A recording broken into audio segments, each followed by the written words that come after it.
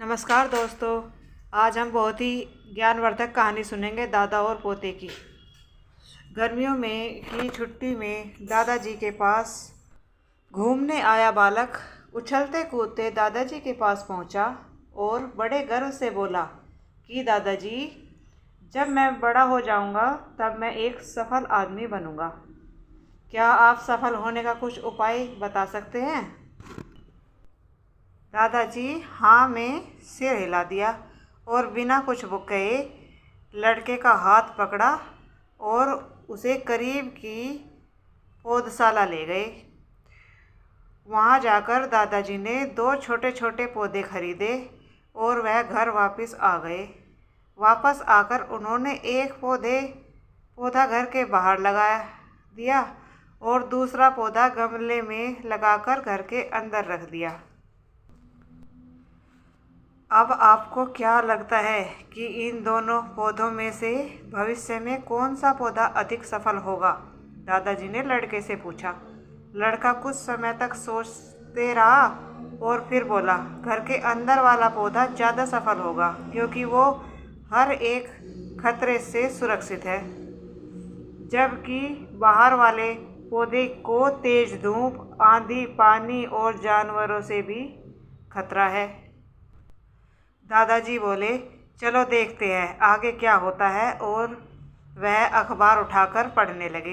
दादाजी दोनों पौधों पर ज़्यादा ध्यान देते रहे और समय बीतता गया। 3-4 साल बाद जब एक बार फिर वह लड़का अपने माता पिता के साथ गांव घूमने आया, तब उसने दादाजी को देखा तो देखते ही बोला, दादाजी, पिछली बार मैंने आपसे सफल होने के कुछ उपाय मांगे थे, पर आपने तो कुछ भी नहीं बताया था। पर इस बार आपको कुछ बताना ही होगा। दादाजी मुस्कुराए और लड़के को उस जगह ले गए जहां उन्होंने गमले में पौधा लगाया था।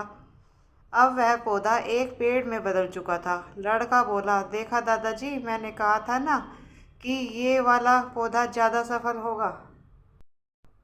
दादाजी ने बोला कि अरे, पहले बाहर वाले पौधे का हाल तो देख लो। और ये कहते हुए दादाजी लड़के को बाहर ले गए। बाहर एक विशाल पेड़ गर्व से खड़ा था। उसकी शाखाएं दूर तक फैली हुई थी और उसकी छांव में खड़े राहगीर आराम से बातें कर रहे थे। अब दादाजी ने पूछा, बताओ कौन सा पौधा ज़्यादा सफल हुआ? लड़का कुछ शर्माते हुए बोला, बाहर वाला। लेकिन ये कैसे संभव है? बाहर तो उसे न जाने कितने खतरों का सामना करना पड़ा होगा। दादाजी मुस्कुराए और बोले, हाँ, बाहर वाले पौधे को बहुत सी चीज़ों से सामना करना पड़ा, लेकिन समस्या का सामना करने से अपने फ़ायदे भी होते हैं।